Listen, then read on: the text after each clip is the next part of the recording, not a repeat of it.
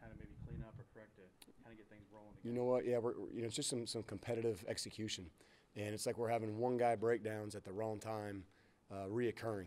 Instead of being just a well-oiled machine that's clicking on all cylinders, right now we're not clicking on all cylinders. And again, it's not that everything's broken, but there's just one or two missing pieces, it seems like, at the wrong time and time again. And that's what we're trying to get fixed, and so we can get some rhythm going. I guess what's the key to fixing that when you have maybe just a lot of little things adding up? It's coaching. It's just attention to detail. It's increasing your sense of urgency. It's little things. I don't know that it's anything physically. I don't know that it's anything schematically. I think that it's just mentally doing the right things and being prepared and executing when you're called upon.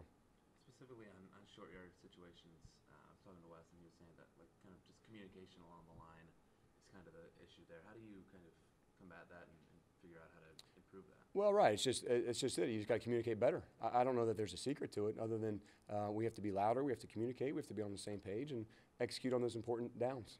And who does that kind of fall on those plays? I mean, does it come down to the center? Does it come down to just guys on the line? Yeah, a lot of times it starts with your center making the calls, and then they echo it down the line. But not to put it all on the center's shoulders. I mean, again, you get a command, you have to communicate the command to your teammates, and we just have to do a better job. Has attrition hurt there at all? I mean, just in terms of having to slot some new guys in, move some guys around on the offensive line? Yeah, not anymore. I mean, that again, to us, that's just an excuse. Those guys have had a lot of reps. They've been practicing a bunch. Right now we don't have any excuse for not being on the same page.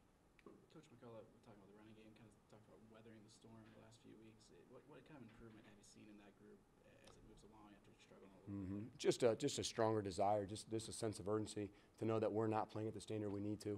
And I know those guys are disappointed, and I know they have a ton of pride. We've been running the ball here for a long time really well, and we're going to get back to that level, and we have the right guys to do it. Coach, we saw Xander out there against Nebraska. Is that something you're going to be using moving forward, Xander in specific situations? I think we all know that, and we've seen that Xander has a skill set that Rich doesn't have and can bring some things to the table. So, for us, it's I don't know that's a full-time thing. Maybe some situational, things during the game. But he certainly brought a spark to us on Saturday, and we'll see if we can keep that going. How much does he open up the playbook? I mean, how many different things are you allowed to do with him out there?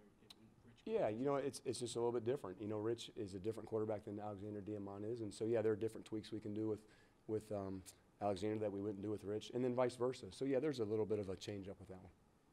Is there a balance that you try to find between playing the two at all? I know Rich is definitely the starter, but yeah, and to us, there's not really a balance. To us, it's what do we have to do to win the game.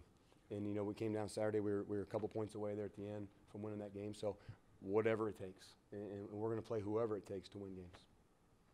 What do you see out of Northwestern defensively? They're a sound group. Coach Hankwitz does a phenomenal job.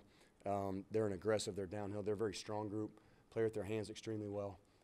Eye discipline is very good, and it's been that way for a long time. Since Coach Hank's been there, he's literally been the guy that has turned that defense around by himself. And utmost respect from everyone on our staff. A lot of guys have worked with him before, and they're good. It's another tough challenge. It was Michigan State, Ohio State, it was Nebraska, and now it's Northwestern. So it's not getting any easier.